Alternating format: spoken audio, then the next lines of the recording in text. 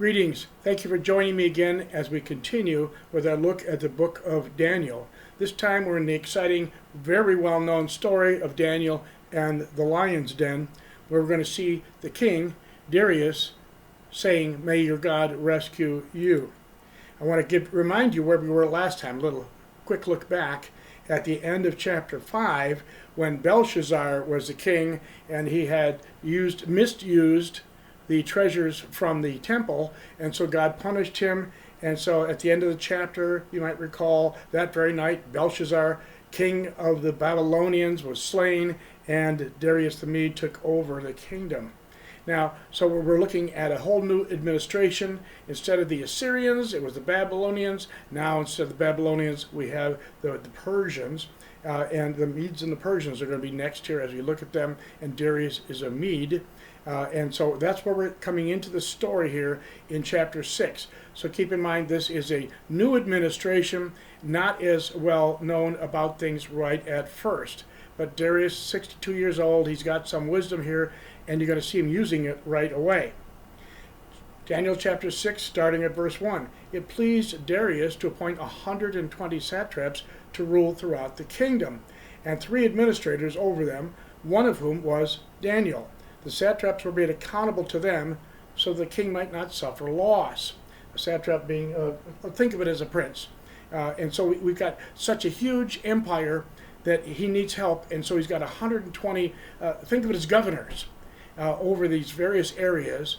And now, so Darius needs this kind of help, but he also wants to have help making sure these guys are going to do their job and do it right and do it what's best for Darius and all the Medes. So over the 120 governors, he's got like these super governors, these 3 administrators who are supposed to check on the other guys.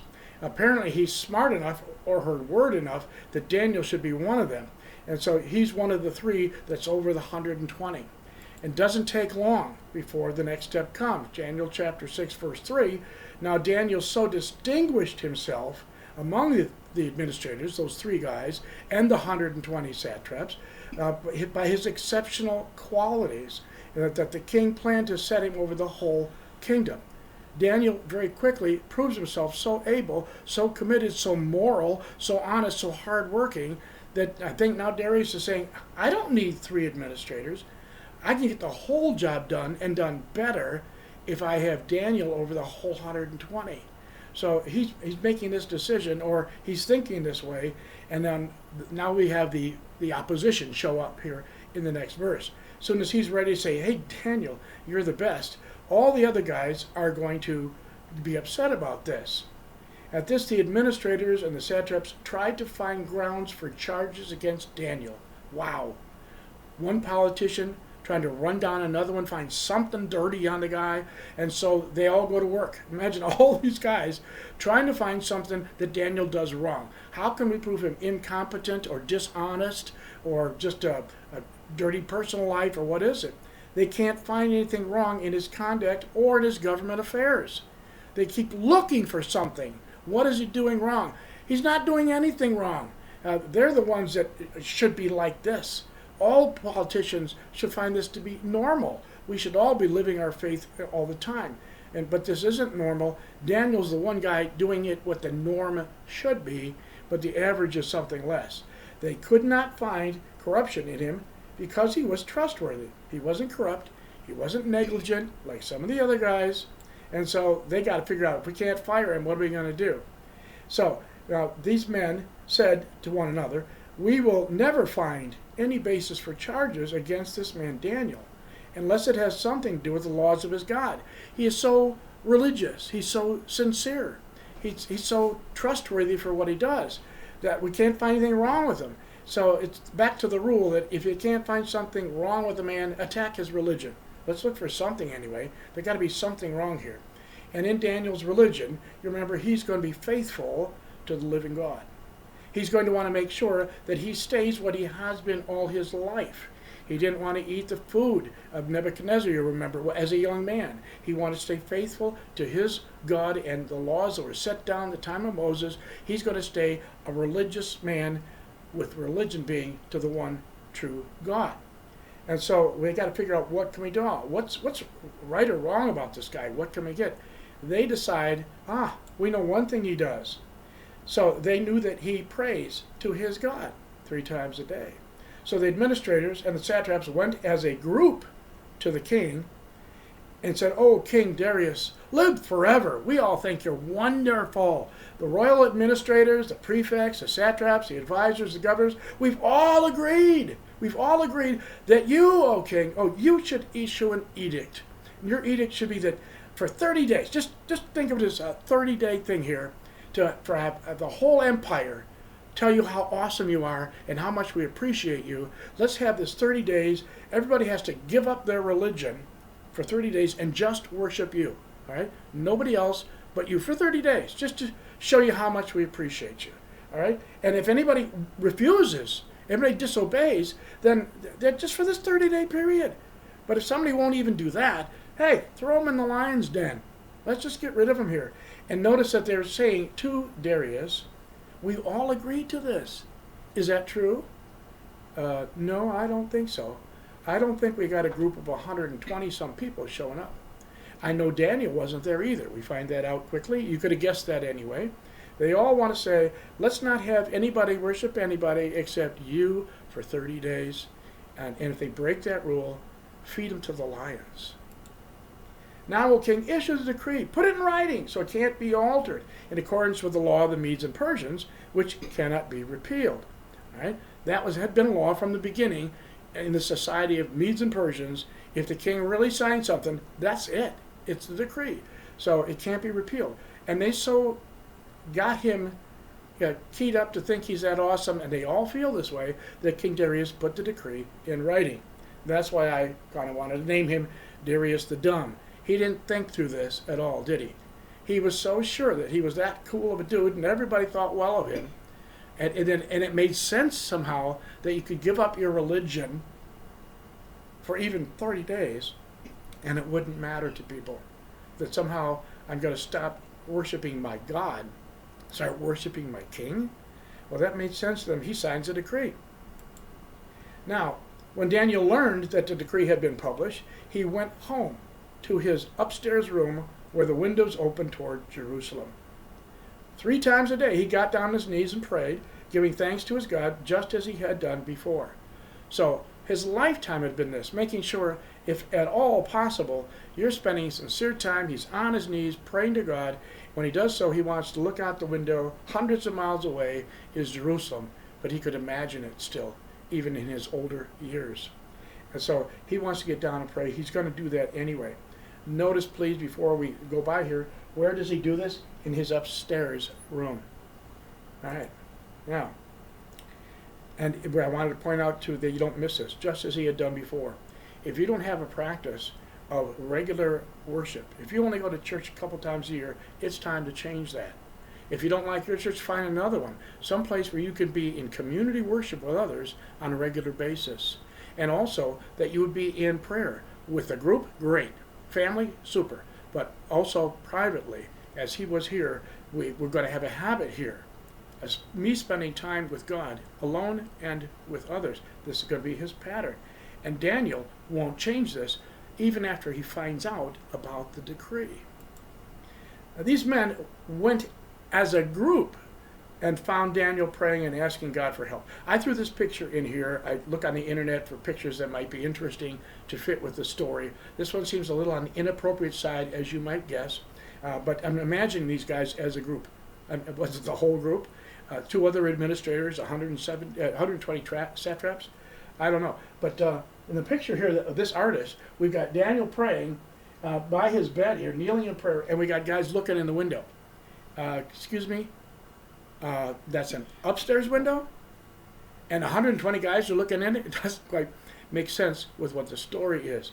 So I'm guessing maybe they didn't just look in the window. Maybe they snuck in the door or boldly entered and find him completely absorbed in his prayer life. But that's what they find him doing. We got plenty of witnesses, King. We saw him do this. We heard him do this. So they went to the king and spoke to him about his royal decree. King Darius, didn't you publish a decree that during the next 30 days, Anyone who prays to any god or man except to you, O king, will be thrown to the lion's den? The king answered, yeah, the decree stands in accordance with the laws of the Medes and Persians, which cannot be repealed. Yeah, you told me to do that. I did it. Then they said to the king, Daniel, who was one of the exiles from Judah, pays no attention to you, O king, or to the decree you put in writing. He still prays 3 times a day. All right? Notice when they say this, they're saying Daniel, not your favorite friend here, not your best administrator. They say, no, he's the one who's an exile from Judah. All right? He's one of those Jews. All right? And he's disobeying. He's worshiping his Jewish God, breaking the law that cannot be broken. So, right? So you know what's supposed to happen. When the king heard this, he was greatly distressed. He was determined to rescue Daniel and made every effort until sundown to save him. We don't know what these various efforts were, but I think he's trying to look through all the law books, talk to whoever he can. Is there another way out? I don't want to lose Daniel. I can't change that law, can I? All right, what can I do? Can I get him out of the lion's den? And what are we going to do? He looks all day for this. I want to save this guy. But come sundown, he hasn't thought of anything. Then the men went, as a group, to the king and said to him, remember, king, according to the law of the Medes and Persians, no decree or edict that the king issues can be changed. You signed it. All right? He broke it. He's got to go. In other words, they're saying to the king, gotcha. All right? In your face, O Darius, you're the one who made the rule. I mean, we suggested it, but you signed it.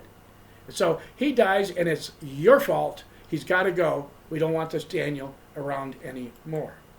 So the king gave the order. They brought Daniel. They threw him into the lion's den. And the king said to Daniel, may your God, whom you serve continually, rescue you. Oh, Daniel, I did everything I could. It amounted to nothing. I sure hope that the God you've been praying to can do something about the condition of your life or death. So I like the artwork here where he's kind of looking up, because we're going to see this is a pit that he's in, and the lions are down below, and there's going to be a cover to put on top.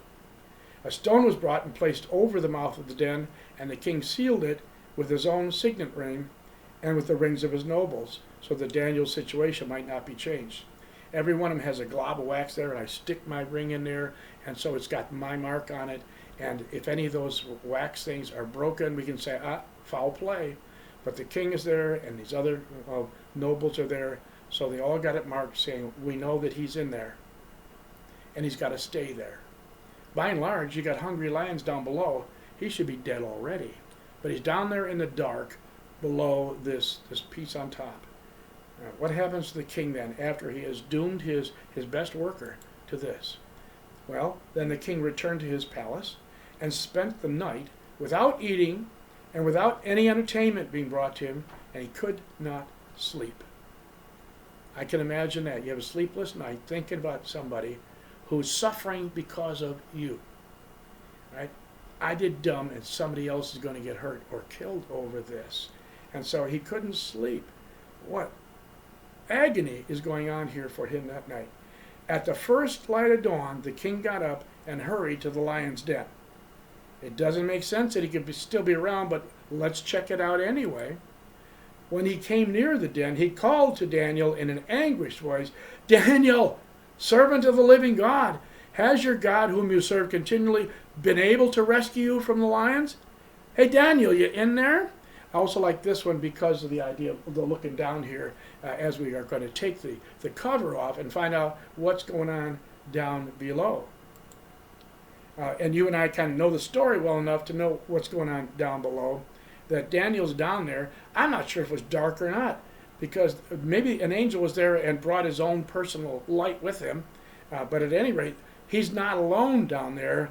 God has sent an angel to be with Daniel and the lions. Daniel answered, O king, live forever.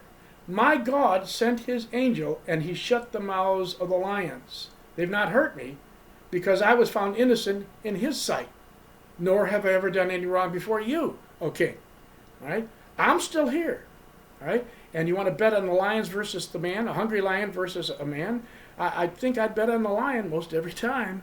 But in this case, it's something different because it wasn't just a bunch of lions versus one man. It was a bunch of lions versus a man and an angel who is the minister of the one who creates creatures. And so the angel is there. However he did it, I don't know, but he can close the mouths of the lions. And so I'm still here. Interesting night, that's for sure, but I'm still here. I didn't do wrong. The king was overjoyed and gave orders to lift Daniel out of the den, so he's got to come up out of there. When Daniel was lifted out of the den, they checked him out. It's Daniel. He's not dead. He's not even wounded. His clothes are fine. He's hardly even dirty from being down there. Right? Why? Because he had trusted in his God, and his God had proved himself more than able and willing to show himself in this situation. Now, he has fulfilled the decree. They put him in the lion's den, but he survived this. Now the king, knowing that he's been hoodwinked by these other men who were trying to trick him, gets even with them. At the king's command, the men who had falsely accused Daniel were brought in and thrown into the lion's den, along with their wives and their children. Now that seems a bit severe, perhaps, to some of us.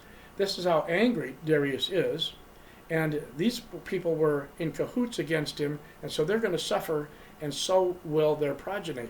So the wives and the children are thrown in too. And notice how hungry and serious these lions are. Before they reached the floor of the den, the lions overpowered them and crushed all their bones. They never hit bottom. The lions were jumping up to get them. And so they're being mauled and bitten and eaten before they could even touch the floor. They were hungry lions, and they were able to go. I don't know if they had angels then encouraging a little bit more or not. We don't know that. But I thought it was interesting, the phrasing here in verse 24. The men who had falsely accused Daniel. Right? And so I was going to ask, were they falsely accusing him? On the one hand, you could say, of course not. It was a true thing. Daniel did break that law. He was praying to the Almighty during that time. So that was true. They falsely accused him as being a terrible person. He was faithful to his religion, which they were trying to disrupt here. But I thought the phrasing of falsely accused seemed to be a little bit inappropriate here, as you can see. He is correctly accused of being faithful to God. May you and I be found faithful. And when somebody wants to look for evidence, will they find the evidence that, yes, I was true to God in spite of the circumstances. Then King Darius wrote to all the peoples, nations, and men of every language throughout the land. Now there's a lot of countries involved in the empire of the Medes. And so he's writing to all these, think of the 120 different places, all these different languages involved. Get this letter out here. May you prosper greatly. So he's sending good news to all of his people, slave and free, rich and poor, whoever they are. May you prosper greatly. I issue a decree that in every part of my kingdom, people must fear and reverence the God of Daniel. So fear in this sense does suggest reverence and respect. For he is the living God, and he endures forever. His kingdom will not be destroyed. His dominion will never end. If you want to have another God, go ahead, but you better reverence this one, because he has proved himself. He endures forever. His kingdom won't be destroyed. He is mighty. He rescues and he saves. He performs signs and wonders in the heavens and on earth. He's rescued Daniel from the power of the lions. That story needs to get out over all the empire. And so there's where Darius wants to say, I was up close. I witnessed this. This God is God. Daniel is a faithful man. I'm keeping him. I got rid of a lot of the rest of those guys. And so the chapter ends with a thought here. So Daniel prospered during the reign of Darius. And then adds this other line. And the reign of Cyrus the Persian. So we're ending this historical section of Daniel now with these chapters. But we're also getting a hint of what's coming too. Daniel has been faithful in the reign of Nebuchadnezzar and Belshazzar and Darius. And now he's just kind of throwing this in. It's also going to be true when he's working under the reign of Cyrus the Persian, all right? Babylonians, and we got our other groups that have come in after that, the Medes, the Persians. We got all these different groups, And Daniel is still working there. From a young man to an old man, he's prospered. He has been faithful, doing his job, and thus making Jews look good and the God of the Jews look very, very good. I like this picture, so I threw it in. It's just a little extra with a comment about my God has sent his angel and has shut the mouths of the lions. God can do this. And they have not hurt me. Yes, we have brothers and sisters in Christ these days who are being hurt in many places because of taking their stand. We're all going to die. The question is, can we die for our faith? And that might be an option for some of us. It wasn't the problem in this story. And for a lot of us, we are rescued because of the kind of God we have. And known to us or not, God often sends angels to be there for you and for me. So, closing little thought here as we think about people watching us. They should be able to see in our lives that we practice our religion. That would be, I pray, I worship, I give, I commit myself to, with my energy, whatever it might be. I want to be there to serve my God. And the world should be able to witness this. Is that true of you? All right? We will all face many lions' dens in our lives. If we stand up for Christ, we're going to have our challenges because we stood up for Christ. Well, so be it. Let that happen. That we're going to say, bring it on. I'm standing for Christ who went to a cross for me. I'll do whatever I can for him. So be it. Let it happen. As the king told Daniel, may your God rescue you. That's my wish for you today, that you'll commit and be successful, and your God will rescue you. So be it. All right? May they find us in prayer and service to him. God bless you. Thanks for watching.